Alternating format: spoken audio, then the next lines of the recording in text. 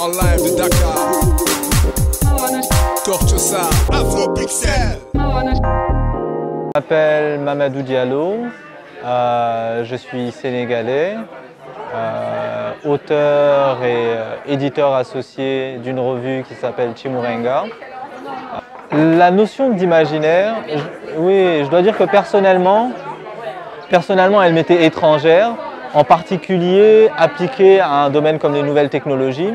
Maintenant que je comprends un peu mieux l'utilité que ça peut avoir de penser les technologies à partir des imaginaires, je pense que ça répond à beaucoup de questions et que c'est un outil conceptuel important pour faire sens du monde dans lequel on vit, et en particulier la sidération que provoquent les technologies numériques sur le continent et à Dakar en particulier.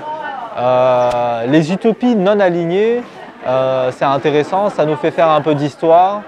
On est en 2018, Bandung, ça ne veut plus dire grand-chose pour les gens de ma génération, je crois. Et c'est intéressant de lier cet événement un peu lointain, archaïque, à la question du digital et du numérique. Je trouve que c'est astucieux et en même temps ça a une signification.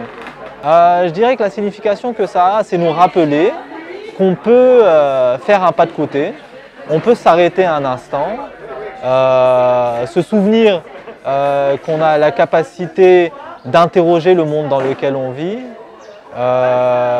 et de l'imaginer différent et de voir sous quelles conditions on pourrait le rendre différent.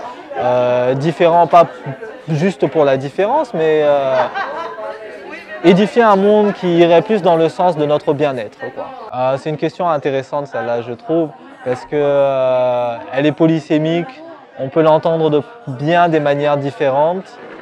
Personnellement, décoloniser Internet, ce que ça représenterait pour moi, ce serait la gratuité totale d'accès à l'Internet, ou en tout cas un Internet qui serait un service public, qui ne nécessiterait pas, pour qu'on y accède, de payer quoi que ce soit.